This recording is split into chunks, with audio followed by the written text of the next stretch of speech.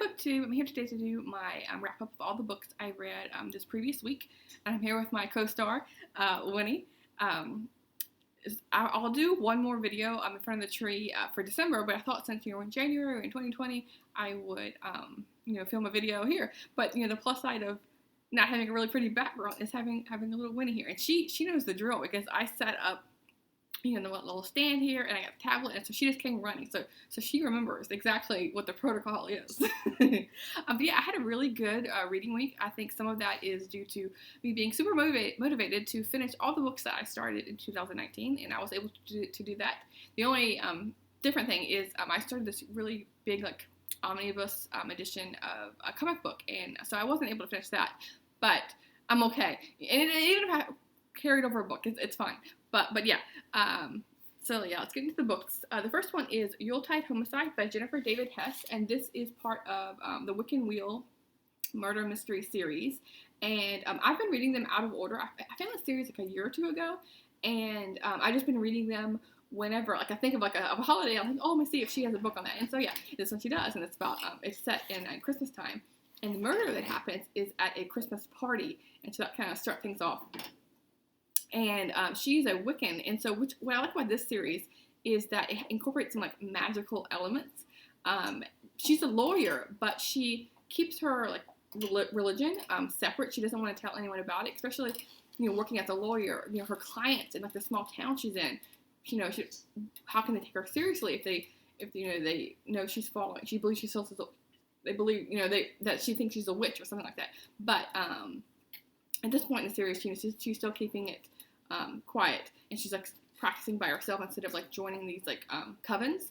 But yeah, so she enlists the help of a fellow lawyer to initially look into a blackmail, and then things are pursued from there. And yeah, I really like this series because, like I said, she's a Wiccan, so she uses stones and herbs and different magical spells to help her solve the case, or clear her mind, or know she's going in the right direction. So yeah, this was a nice read.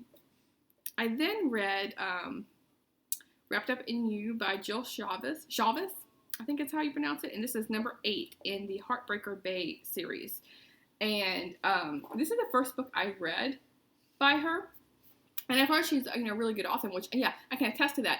But the reason I've stayed away from her is because she has very explicit material in her romances, and that's not something I gravitate towards or want to read about. And so I listened to this on an audiobook, and the audiobook was okay. The narrator, it was a female, and she had a really weird way of giving the voices of men, and I found it almost laughable. It wasn't the best narration for the men. But yeah, I was able to, the good thing about listening to this audiobook is I was able to just fast forward through all of the sex scenes, which was really, really easy. But she had quite a, I guess, several pages of this, because I kept, there's one scene, the first time they got together, I had to push, it was 30 seconds. I had to keep doing it to get past that scene, which, I don't think I'll ever push the fast forward button so many times to get past the scene. But to get to the story itself, it's about a woman who has a taco truck in San Francisco. And she has kind of a unsteady past. She has a brother, and both of them grew up very shaky. They didn't have a normal growing up in her. So she is kind of gone the straight and narrow path, while her brother has kind of let things get to him, and still trying to find ways to cut corners or make it big in any means possible. And but she meets the love interest in here at her taco truck. It's a man who is from Idaho, and he is vacationing in San Francisco because he has had some things where he just wants to get away.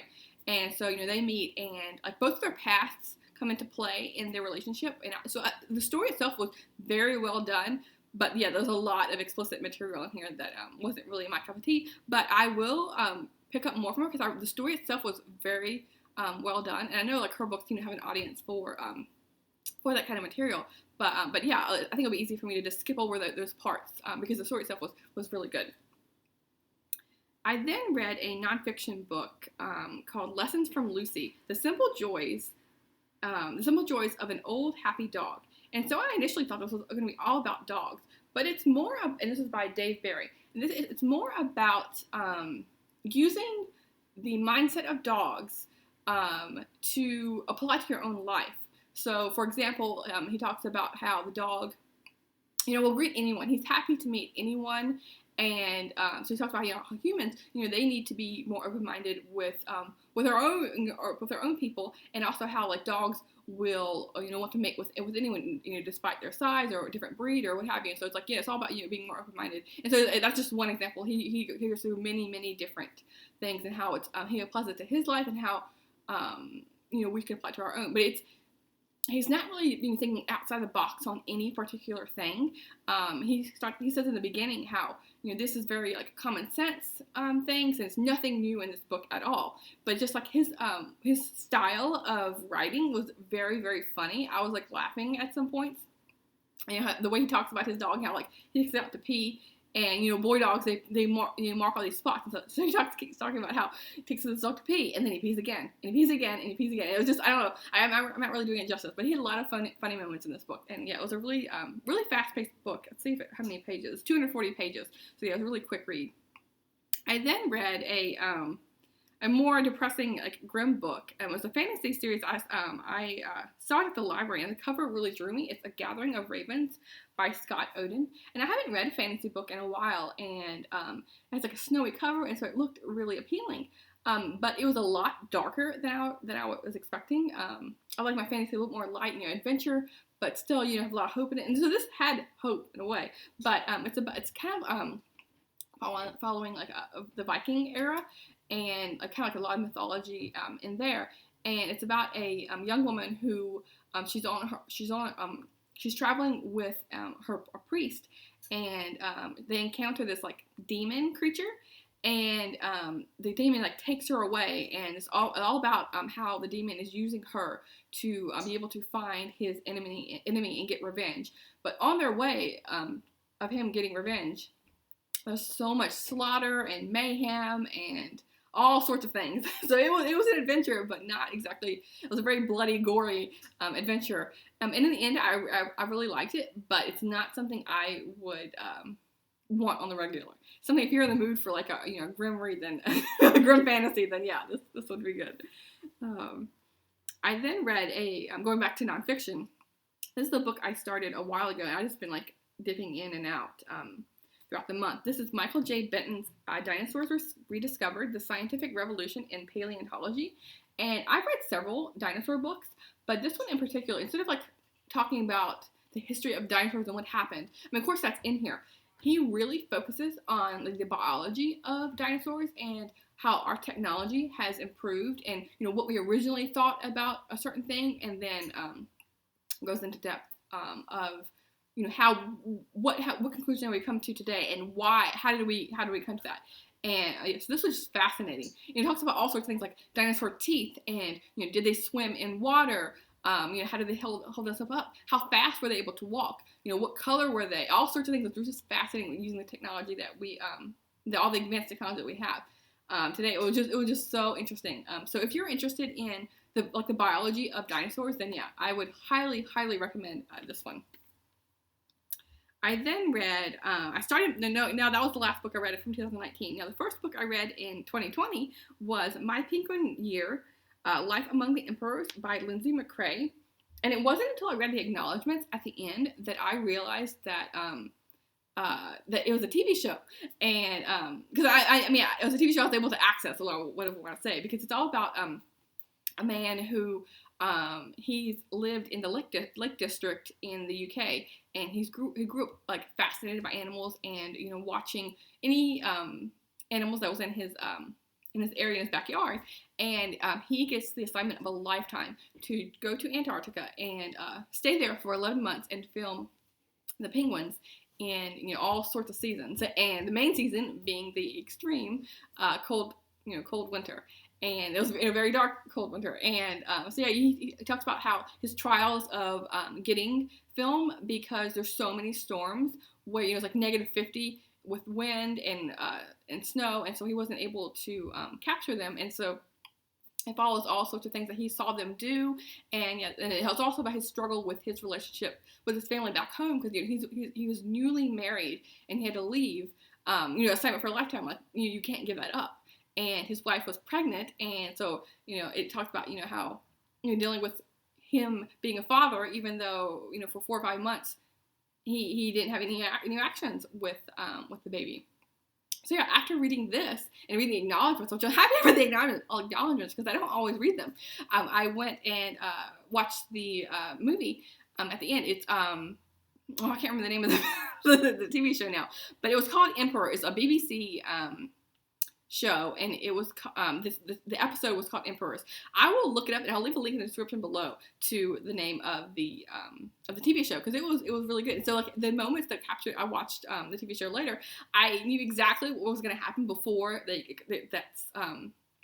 that clip concluded, because I had read about it first, and I knew like the ins and outs of like how he was able to capture that, or what was happening with the penguins before that moment was caught on camera. So yeah, this was a really nice start to my 2020 reading. And then I read 2 comics, because I do read comics, but I hadn't picked one up in a while, and so I was just in the mood to read some. This is Giant Days volume 13, and this is by John Allison. Yeah, John Allison is the creator of this, and so this is volume 13, and so I don't want to spoil anything with what's happening in this particular volume, but it's about 3 college students who they don't know each other before, but then they all are roommates, and they all have very distinct personalities. One of them, this one in particular, she is like the goth girl, and so she's always dressing up with like skulls, and so she's funny. She's into English. She's an English major. And then you have another one, and of course I can't remember their names, even anyone's names. But then I know one was Daisy, and she is like she comes from a very like homey background. Her grandma and her are always cooking, and so she's always like the nice sweet one. And then you have this like grumpy angsty one. Which one thing I don't like with this comic is it features that third one constantly smoking cigarettes. I mean, I know college students do that, but I don't think it's something that for a popular comic series to focus on or kind of champion in a way, because that's one of our 3 main characters. But yeah, I mean, I can get over that. But yeah, so this is one of my favorite like go-to lighthearted comics to read. Because it's always a good time when you're watching like the college students go through all their trials and tribulations. So this next one is Revival, Volume 6, The Loyal Sons and Daughters, and this is a rural noir by Tim Seeley and Mike Norton. And again, this is like later in the series. I think there's only 2 more volumes in this series, and so it's all wrapped up. But this is about a town in, I think it's Wisconsin, and just randomly one day, anyone who died on that day isn't dead. They are still living, and so if you cut them, that doesn't hurt them. It'll heal, and they'll keep going. If you rip out their heart, it'll grow another one and keep going. They're called revivals. So yeah, it's interesting to read about, and how like the town has been cordoned off, and so a big part of this is why this, like, some of them had natural causes of death due to old age or sickness, and so but then there's other ones in here that have been murdered. And so the murderer and the murderee are still in the town. And so yeah, it makes for a very interesting story, along with like the zombie-esque story. I haven't read The Walking Dead or seen it, but I know that's a popular comic, and that kind of reminds me of this. But so I was kind of iffy at the beginning to pick this up. But yeah, it was an interesting small town kind of story. And then I read, this is the last one I read. Yesterday I finished this.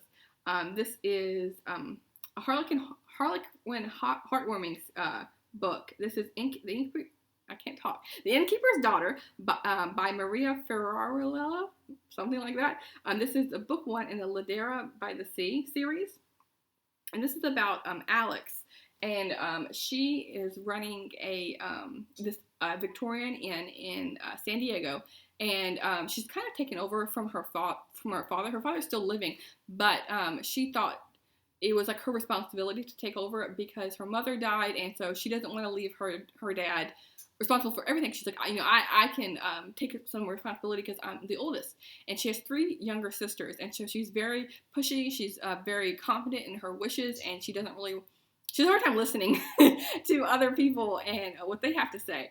But the love interest in this is a childhood enemy in a way who him and his father come to this inn to vacation every summer.